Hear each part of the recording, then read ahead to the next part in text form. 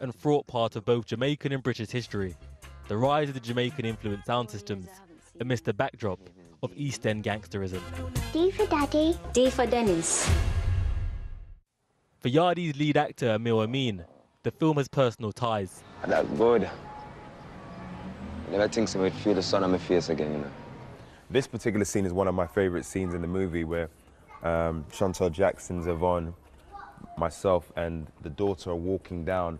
And to me, it was just beautiful to just be back in these kind of, you know, nostalgic and beautiful and romantic. And yeah, these are streets that my family would have walked upon. And my dad had a club when we was growing up, and so on Saturday morning after the club had its night, I'd walk in, I'd be able to smell it, and when it just recreated this whole club scene, I know what that's like, man. You know, the sweat coming, dripping down from the floors, the scrub, the dancing, the music of the time. Yes, one check, 2, 3. The film has been praised for its striking portrait of the aesthetic and sounds of both Jamaican migrants and an emerging black British identity. Yes, sister. The musical element of this film is so imperative. It takes you straight into the time, and it's so, like, I learned about rare groove and ska and reggae and all of this rich music that Idris placed in the movie, which is kind of the soundtrack to his childhood. Even the grime music that we have today is a mixture of the Jamaican sound system culture met with British culture. This estate is kind of one with a colourful history. It's one that, despite a lot of the gentrification and affluence that has taken place around it, largely this is, you know, working class and it's diverse and it's kind of old school London. What was the reaction to you guys when you were filming and making the film here? It was amazing. You know, you people come up to me try and break character, you know, yo, Trife, man, walk on. And you know, yeah, I just do, you know, I respond in kind in that way as the, you know. Yeah. So, but it was nice. And then obviously, you know, it just bowling through. He's like, you know, 6 foot everything. And so, you know, when he's bowling through, there was definitely like a real kind of sense of excitement. The film platforms an array of British talent behind and in front of the camera.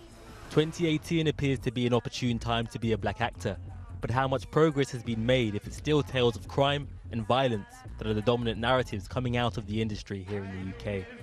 This story is about one man.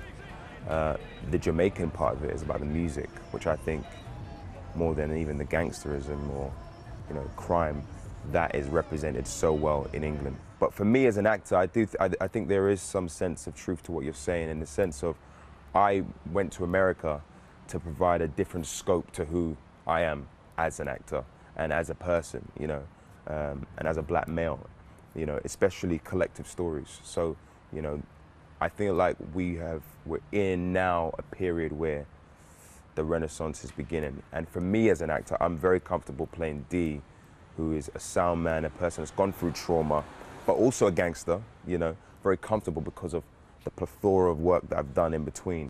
Amil now lives in LA, where he's part of a generation of leading black British males that also includes John Boyega, Daniel Kaluuya, and Yardie's director Idris Elba. In Hollywood, there is a broad spectrum of roles they can play and the stories they can tell.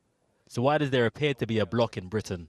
I have found in my experience that there was, whether there is right now, is a different thing. I think there definitely was, and I think with the new mediums that we're in, I think cinema is rushing to catch up. So what does catching up look like? According to rumours, should that mean a certain Idris Elba being handed one of the biggest assignments yet? I really hope it for him. I really hope he's Bond. I think he deserves it. I think the country loves him.